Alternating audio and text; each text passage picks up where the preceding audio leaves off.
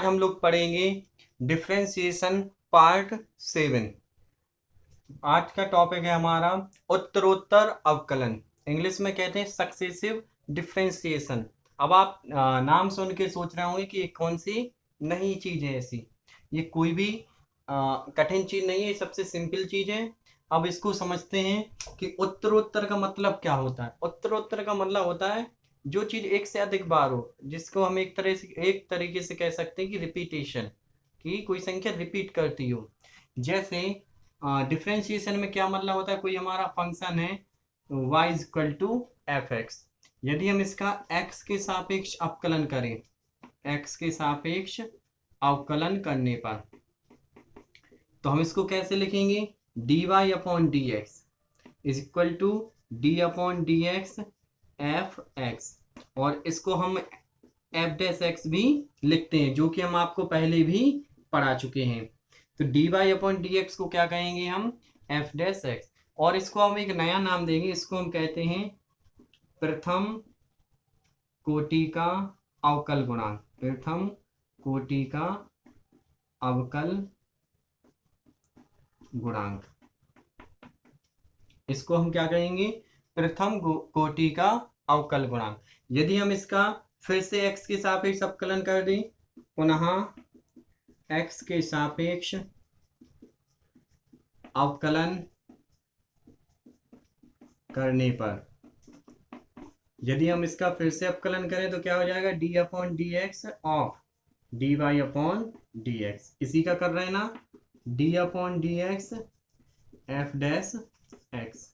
ठीक है, तो ये बन जाएगा हमारा d square y upon D x square. इसको हम लिख सकते हैं एफ डबल डैश। देखिए, एक बार अवकलन को हमने डैश से लिखा ना, अब हम अवकलन का फिर से अवकलन कर रहे हैं तो क्या हो जाएगा, डबल डैश।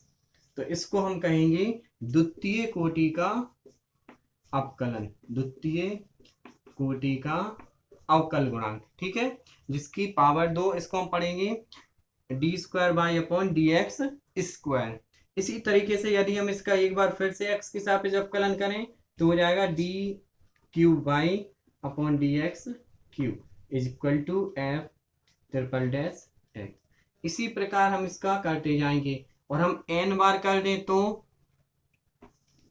यहाँ पर देखिए, यदि हम इसका n टाइम्स कर दें, ठीक है, डिफरेंशिएशन, तो हो जाएगा d की power n y upon D X की power n is equal to, यहाँ पर हो जाएगा f डैश, कितनी बार हो जाएगा, n बार, n टाइम्स x। ठीक है, इस प्रकार से हम इसको लिख सकते हैं। तो जब हम किसी फलन का एक से अधिक बार अवकलन करते हैं तो हम उसको कहते हैं उत्तरोत्तर अवकलन या फिर सक्सेसिव डिफरेंशिएशन। फिर से समझिए कि किसी फलन का एक बार से अधिक यदि हम अवकलन करते हैं तो उसको हम कहते हैं उत्तरोत्तर अवकलन, सक्सेसिव डिफरेंशिएशन। आपको मोस्टली पूछा जाएगा कि द्वितीय कोटि का अवकल गुणांक ज्ञात कीजिए, तृतीय कोटि का अवकल गुणांक ज्ञात कीजिए, और फर्स्ट कोटि का, प्रथम कोटि का तो हम पहले भी कर चुके हैं। तो अब हम इस पर आधारित आपको कुछ एक्सरसाइज भी बताते हैं। अब देखते हैं यहाँ पर बच्चे हम एग्जाम्पल, फलन एक्स क्यूब लॉग एक्स का एक्स के सापेक्ष द्वितीय अवकलन ज्ञात करना है। ये दिया हुआ है हमारा फलन, तो इसको हम करेंगे सॉल्व। क्या करना है हमें, द्वितीय अवकलन मतलब द्वितीय कोटि का अवकलन निकालना है। द्वितीय कोटि का अवकलन मतलब D two by upon D x square. तो इसको आप इस तरीके से भी राइट कर सकते हैं, और कहीं कहीं पर इस प्रकार से भी लिखा होगा। ठीक है, तो इसमें कन्फ्यूजन क्रिएट नहीं करनी है, चाहे हम इस प्रकार लिख दें, चाहे इस प्रकार, और चाहे इस प्रकार होगा, कहलाएगा तो ये द्वितीय कोटि का अवकलन। अब यहाँ पर देखिए, जो फलन है उसको हम y मान लेंगे। ठीक है, इसको हमने y मान लिया। अब हम इसका x के सापेक्ष अवकलन करेंगे।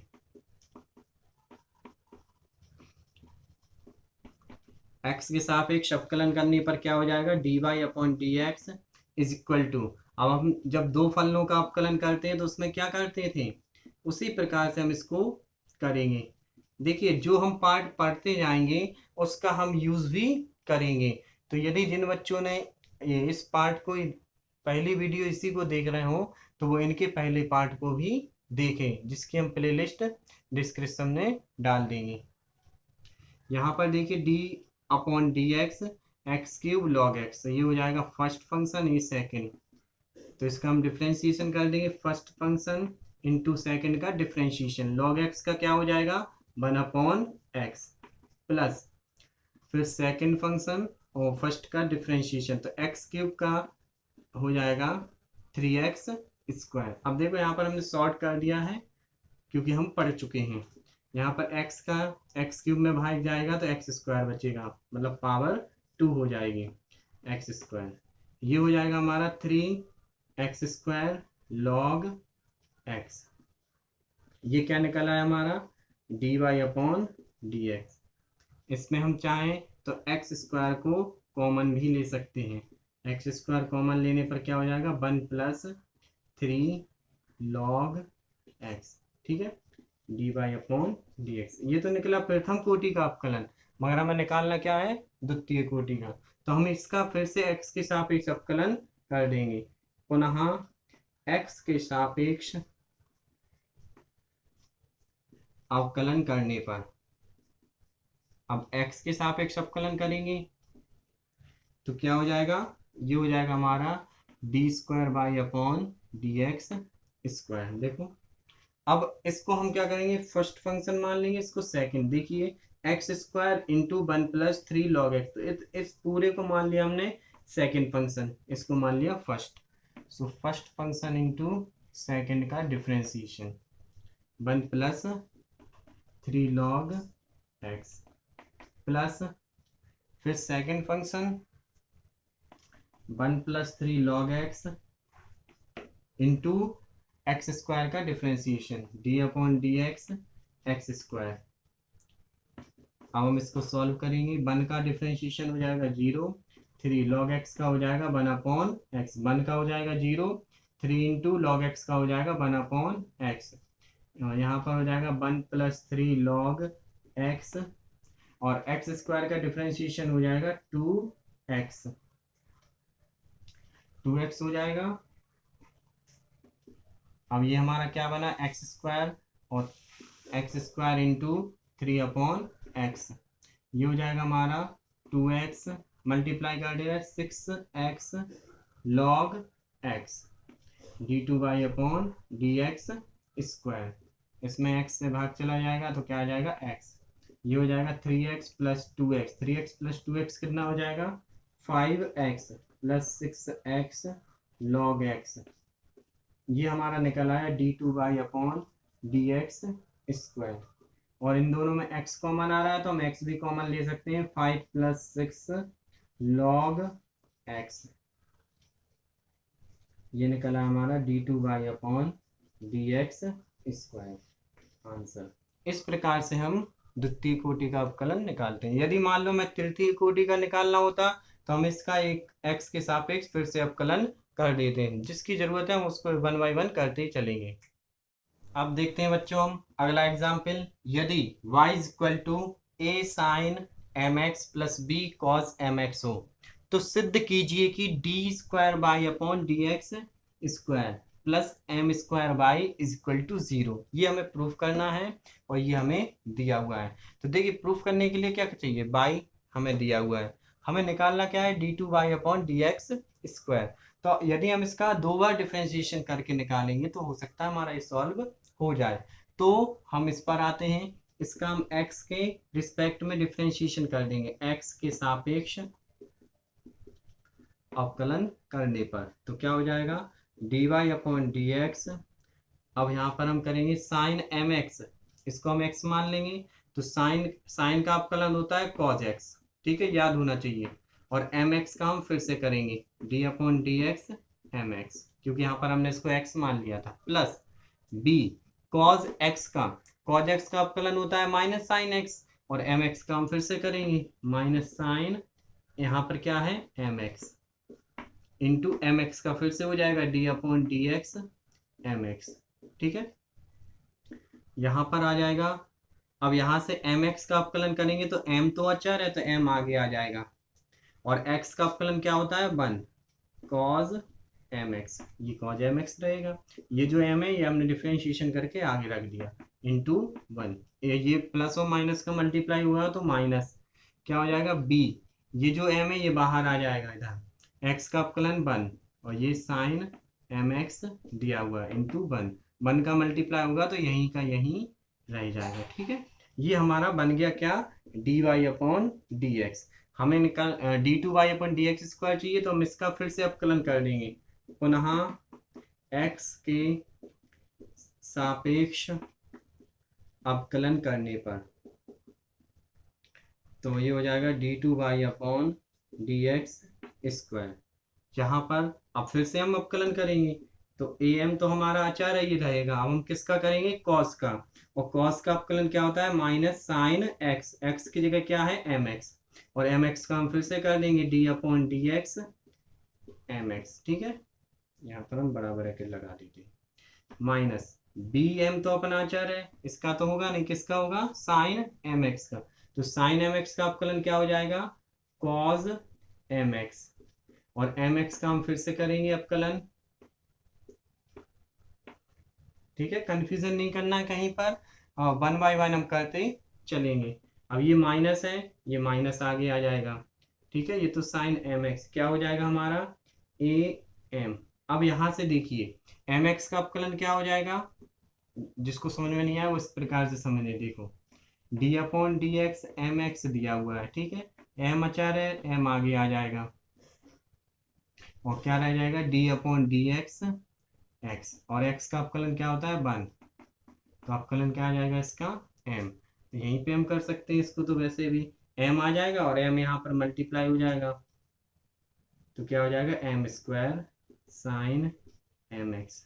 ठीक है, यहाँ पर हो जाएगा माइनस बी, इसमें से m आएगा, m का यहाँ मल्टीप्लाई हो जाएगा तो एम स्क्वायर बन जाएगा कॉज एम एक्स। ठीक है, ये देखिए अब यहाँ से देखिए दोनों में माइनस कॉमन आ रहा है और एम स्क्वायर आ रहा है, तो हम कॉमन लेंगे माइनस एम स्क्वायर, तो क्या बचेगा A sine M x plus B cos M x.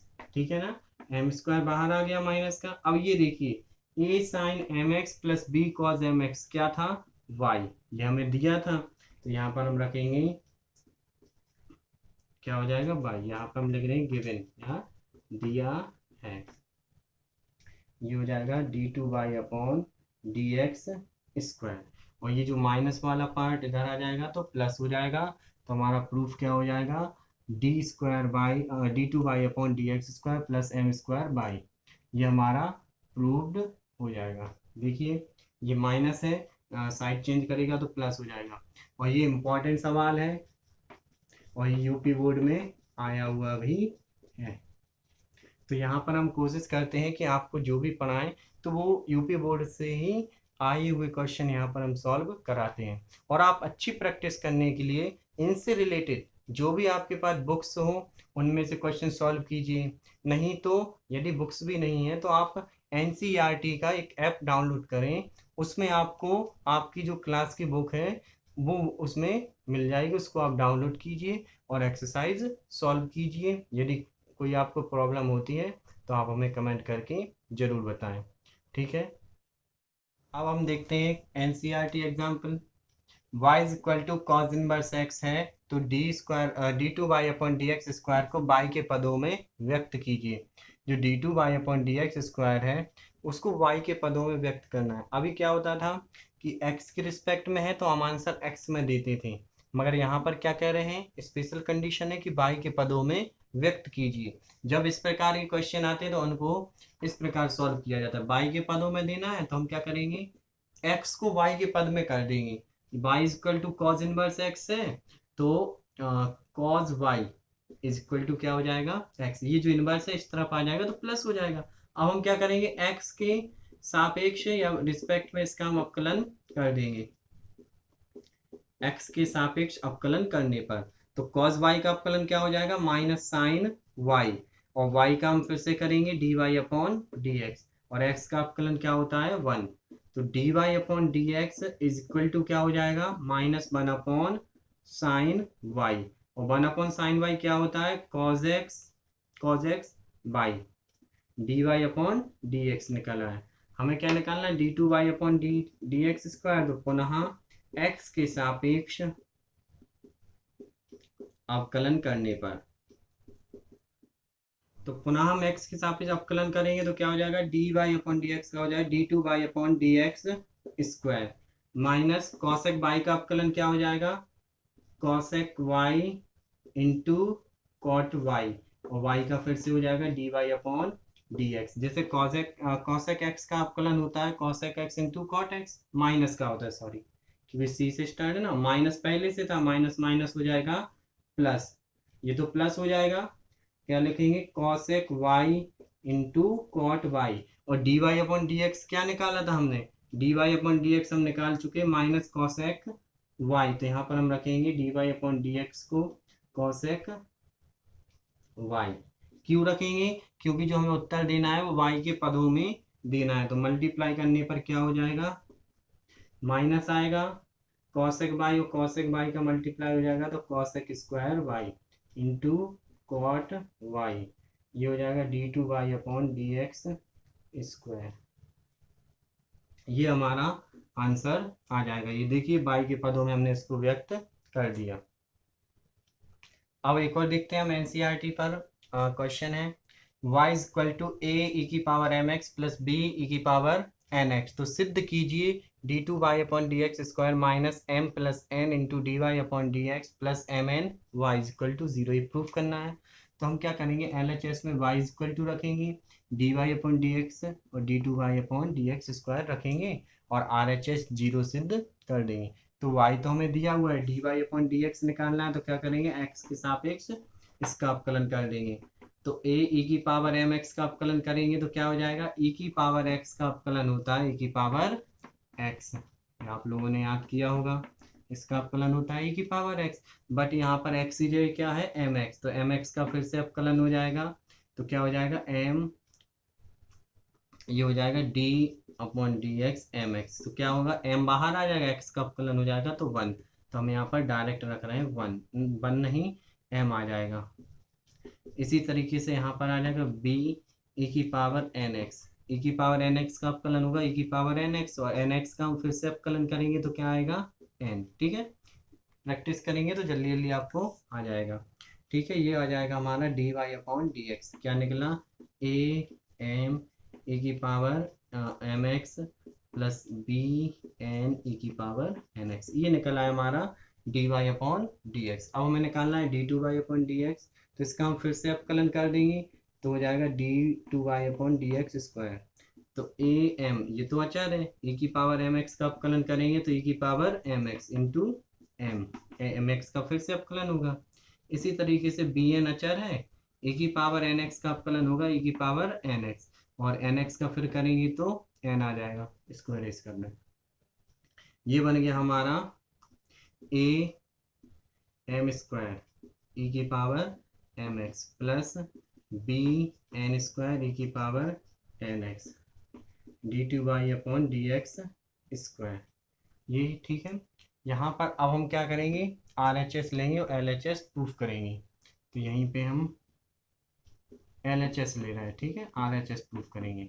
LHS क्या हुआ, दिया हुआ है d2y upon D x square, तो पहले हम इसको रखेंगे ए एम स्क्वायर e की power m x plus b n square e की पावर एन एक्स, ठीक है, ये रख दिया।